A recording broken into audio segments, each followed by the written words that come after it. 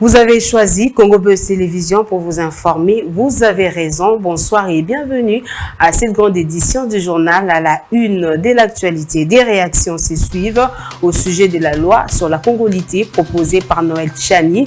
Joël Kitenge, analyste politique, soutient cette loi affirmant qu'elle est salutaire pour les pays de Félix-Antoine Tshisekedi. De son côté, Rodrigue Ramazani, porte-parole du parti Envol, voit dans cette loi une volonté cachée d'écarter certaines personnalités de la course électorale de décembre 2023. Réaction croisée à suivre dans ce journal. Un autre sujet qui fait débat, c'est la publication du gouvernement Samalukonde 2 pour Rodrigue Ramazani, porte-parole du parti Envol, en intégrant Jean-Pierre Bemba et Vital Kamerhe, deux poids lourds de la politique congolaise. Le chef de l'État veut tout simplement s'assurer une bonne posture pour les élections de décembre 2023. Vous l'entendrez dans ce journal. Enfin, dans ce journal, nous parlerons aussi des bienfaits du coup de girofle sur la santé en raison de ses effets analgésiques, anti-inflammatoires et antibactériens. C'est tout pour les titres. Madame, Messieurs, bonsoir. La loi sur la congolité proposée par Noël Tchani ne fait pas du tout l'unanimité au sein de la classe politique congolaise. Si l'analyste politique Joël Kitenge soutient à cette loi, affirmant qu'elle est salutaire pour les pays de Félix-Antoine Tshisekedi, Rodrigue Ramazani, porte-parole du parti Envol, par contre, voit dans cette loi une volonté cachée d'écarter certaines personnalités de la course électorale de décembre 2023. Ils sont au micro de nos reporters. Dans une démocratie, l'État qui se veut comme état un État de droit, tout le monde peut penser. Tout citoyen peut imaginer et proposer comment il attend que la République soit gérée ou tel aspect de texte qu'il faille porter un correctif. Retenons au moins que la Constitution d'Isaïe, même si aujourd'hui elle n'est plus d'application, l'article 7 de cette Constitution prévoyait déjà mot à mot de ce que nos compatriotes, tant Noël Tchani, mais également honorable Tsingi Pouloulou, ont dit proposer. L'article 72, alinéa 1 de la Constitution actuelle, parlant du premier critère parmi tant d'autres, où le candidat président de la République devra être congolais d'origine, en ouvre et fait débat. Alors, c'est aux députés d'analyser la quintessence et le besoin de la cause pour tenter de résoudre cette question, puisque l'objectif est lequel? Ce n'est pas lié aux besoins de l'infiltration, ce n'est pas lié à ceux qui utilisent le Congo comme une carrière, une mine ouverte à exploiter, et ils sont attachés économiquement dans leur pays d'origine. D'abord, cette loi elle est dangereuse dans la mesure où ça classifie les Congolais selon que certains sont des Congolais purs et d'autres des Congolais impurs. Je serais le conseiller de M. Tchani, je lui dirais qu'une loi ne peut pas avoir pour objectif de diminuer les droits des citoyens, qu'une loi ne peut pas avoir l'objectif de stigmatiser des Congolais, et même s'il faut penser à une révision constitutionnelle, la révision constitutionnelle ne peut pas se faire dans l'objectif de réduire le droit de citoyen qui est garanti par la Constitution. Cette loi, elle est dangereuse dans la mesure où le pacte républicain de Sun City avait résolu la question de l'accession au pouvoir. La question de l'accession au pouvoir avait fait l'objet d'un long débat, parce que c'est la question qui déchire ce pays dans la plupart de temps. D'où ceux qui ont siégé à Sun City, ils ont mis des conditions pour être candidat président de la République dans la Constitution. Et s'il faut y revenir, il faudrait retrouver un pacte républicain. Dans le cas contraire, nous ouvrons une fois de plus une brèche pour la déstabilisation de la République.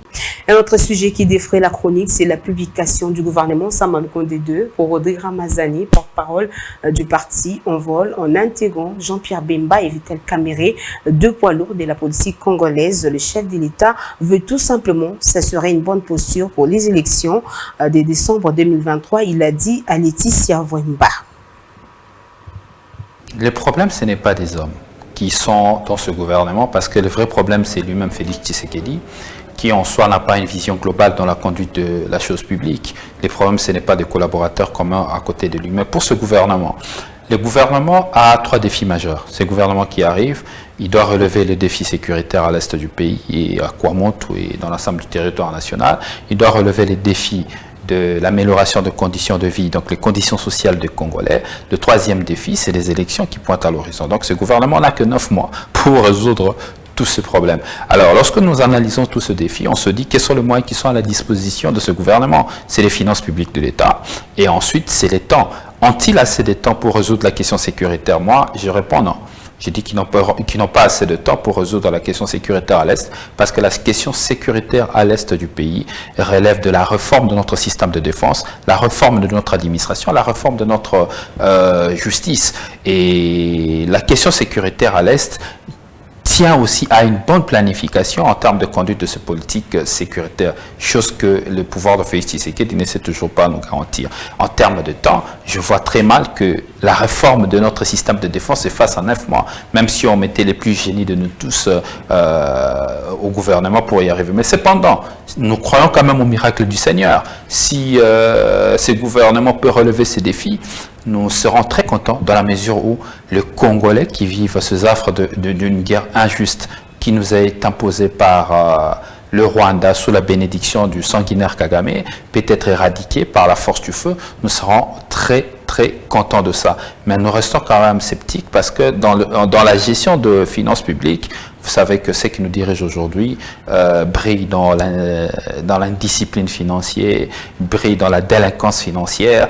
Ils n'arrivent pas à gérer correctement nos finances publiques pour permettre au gouvernement finalement de relever le défi. Direction la primature, le Premier ministre Jean-Michel Sama Lukonde a présidé ce lundi 27 mars en la grande salle des conférences du ministère des Affaires étrangères la cérémonie des signatures de l'accord cadre pour le lancement de l'étude des prêts et faisabilité de la zone économique spéciale dédiée au projet des chaînes des valeurs, des batteries et des véhicules électriques en RDC. Nous y reviendrons avec force détail dans nos prochaines éditions. On va parler sécurité. Plus de 100 pêcheurs congolais avaient été arrêtés sur les eaux du lac Édouard entre fin février et mi-mars 2023. Ces derniers sont accusés par la marine ougandaise basée à Kato en Ouganda de violer les limites lacustres entre la RDC et l'Ouganda. Selon nos sources, cette arrestation est entre autres liée à la modification des frontières entre la RDC et l'Ouganda. La société civile locale demande au gouvernement de sécuriser le lac Édouard. Et même Mukanda, notable de Kutchuru, est au téléphone de Deborah Wamba.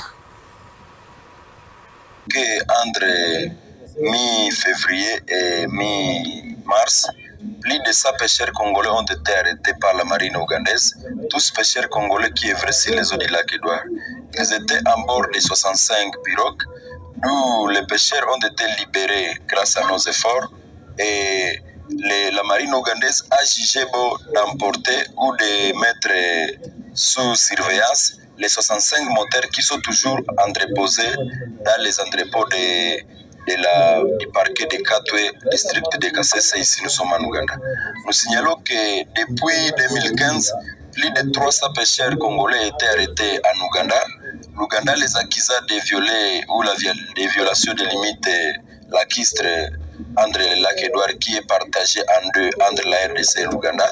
Et les 300 pêcheurs avaient été libérés par la grâce présidentielle en 2002, année passée. C'était après la signature de l'accord bilatéral entre la RDC et l'Ouganda à Pondo et Kasese. C'était entre la présence du président Félix Tshisekedi en Ouganda et son homologue à quelques kilomètres de Kasindi. Et nous signalons que la marine ougandaise toujours profite de l'absence de la marine congolaise sur les eaux du lac Édouard pour kidnapper nos pêcheurs. Ils violent les limites. C'est la marine ougandaise qui viole les limites à traversant les frontières, profitant de l'absence de notre marine qui est totalement absente pour venir kidnapper nos pêcheurs. Autre chose, après adoption de la feuille de route stratégique, c'est devant les ambassadeurs des pays accrédités en RDC et autres représentants des agences du système des Nations Unies que le président du CESAC, Christian Bossembe, a au nom de l'ensemble des hauts conseillers présents de l'ensemble des hauts conseillers présenter la feuille de route stratégique et les plans d'action de la nouvelle équipe du CESAC. Ce plan d'action résume les actions qui seront entreprises par cette institution d'appui à la démocratie. Le reportage de Deborah Wamba.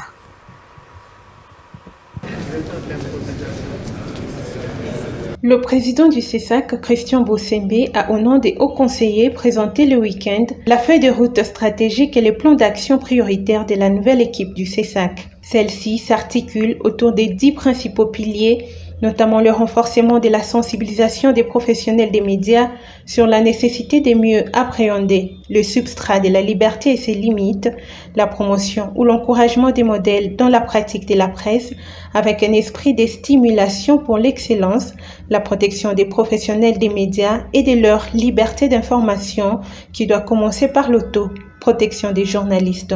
Cette soirée diplomatique du régulateur était également une occasion de mobiliser les partenaires au développement et autres bailleurs de fonds extérieurs pour l'appui technique et financier nécessaire à la viabilisation des organes de presse en RDC. En effet, 3 mois après son investiture, la nouvelle équipe du CESAC, que j'ai le privilège de présider, a jugé opportun de partager avec ses principaux partenaires et bailleurs de fonds que vous êtes sa vision du redressement de l'écosystème médiatique en République démocratique du Congo, qui pour nous passe par une responsabilisation et une amélioration des capacités opérationnelles des professionnels des médias.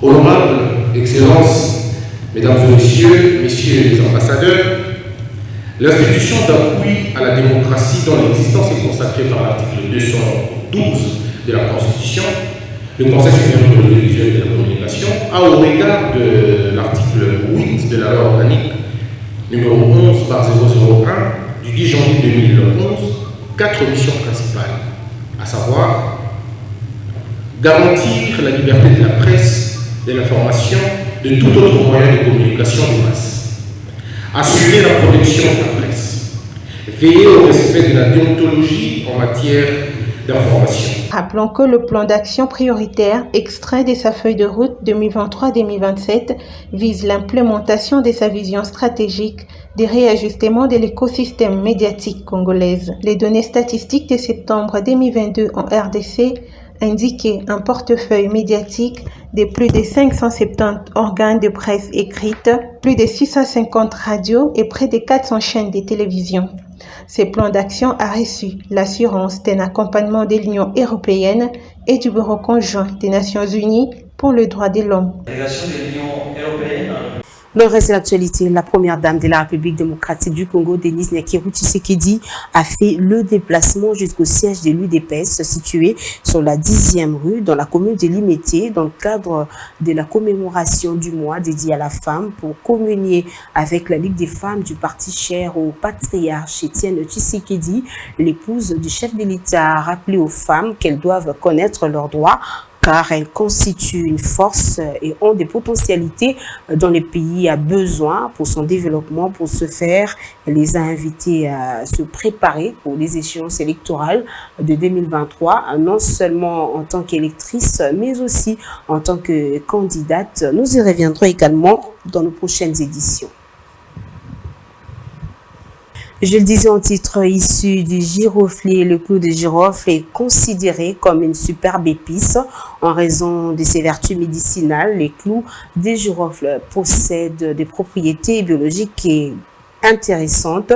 Les bienfaits pour la santé des clous de girofle résultent de ses effets analgésiques, anti-inflammatoires et antibactériens. Laetitia Wamba nous en parle. Le clou de girofle est issu d'un arbre à feuilles persistantes originaire de l'Indonésie et cultivé en Amérique du Sud. Les clous de girofle poussent en bouquet qui passe du jaune pâle au rouge rosé. Elle est récoltée à la main à l'état bouton qui fonce jusqu'à devenir noir en séchant. Les clous de girofle est utilisé pour soigner les problèmes d'acné, les maux des dents, les allergies, les maux de gorge, les migraines, les infections urinaires, les pellicules et autres affections des cheveux et du cuir chevelu. Les clous de girofle soulagent également les douleurs musculaires et les rhumatismes.